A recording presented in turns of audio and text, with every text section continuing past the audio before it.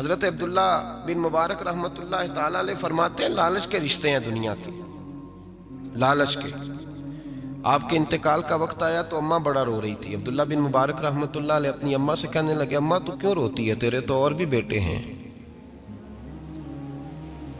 تو کو میرے بعد لوارث تو نہیں ہو جائے گی، آخری وقت ہے، نزع کا عالم، اماں تو کیوں روتی ہے، اور بھی بیٹے ہیں؟ تو اماں کہنے لگی بیٹا اور بھی بیٹے ہیں، پر جس طرح کا دھیان تو رکھتا تھا وہ نہیں رکھتے، جس طرح وقت پہ دوائی تو لا کے دیتا تھا وہ نہیں لا کے دیتے، جس طرح تو میرے کھانے پینے کا خیال رکھتا تھا وہ۔ کہنے لگے اچھا اماں اس کا مطلب ہے تو مجھے نہیں رو رہی، تو اپنی ضرورتوں کو رو رہی ہے کہ روٹی کون دے گا، کھانا کون لائے گا، دوائی۔ میں سمجھا تھا شاید مجھے رو رہی ہے۔ بیوی سے پوچھا تو کیوں رو رہی ہے؟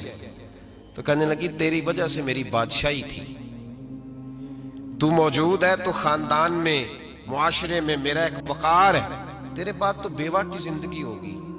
آپ فرمانے لگے اوہو میں سمجھا تھا شاید مجھے رو رہی ہے، تو اپنے وقار کو رو رہی ہے۔ بیٹوں اور بیٹیوں سے پوچھا تمہاری آنکھوں میں کیوں آنسو چھلکتے ہیں؟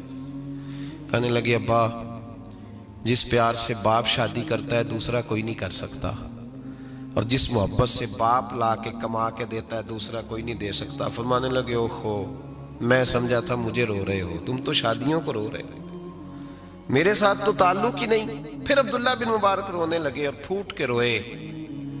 کسی نے کہا آپ کیوں روتے ہیں؟ فرمایا آج سمجھ آئی ہے، میرے ساتھ اگر بے لوث رشتہ ہے تو یا خدا کا ہے یا محمد مصطفیٰ کا ہے صلی اللہ علیہ وسلم۔ آج سمجھ آئی ہے، وہ میں نے جن کے ساتھ تعلق مضبوط کیا ہی نہیں، کبھی فجر چھوڑی، کبھی زور چھوڑی، کبھی یہ رہ گیا، کبھی وہ رہ گیا، کبھی داڑھی کا پروگرام بنا، کبھی رہ گیا۔ جن کے ساتھ میں کمزور تھا وہ میرے ساتھ مضبوط تھے، اور جن کے ساتھ میں مضبوط تھا ان کا میرے ساتھ کیا حال تھا۔ یہ کمزوری ہے رشتوں میں، وفا نہیں۔ ہمیں تو بھائی کام پیارا ہے، چم نہیں۔ بالکل بچے شکایت کرتے ہیں، کہتے ہیں ابا کماؤ پتر سے پیار کرنے لگا ہے، بچے شکوہ کرتے ہیں، کہتے ہیں جو آدمی جیب میں زیادہ پیسے ڈالتا ہے ابا جی کا پیارا ہے۔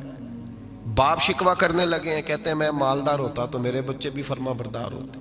رشتوں کو روح کا رشتہ بنائیں، وفا کا رشتہ بنائیں، وفا کا۔ کتے کا ذکر قرآن پاک میں آیا ہے، اس لیے آیا ہے کہ اس نے اللہ کے ولیوں سے وفا کی تھی، اسی آیا ہے کہ اس نے اللہ کے ولیوں کے ساتھ وفاداری کی، وفاداری کی تو اللہ نے اس کا ذکر قرآن میں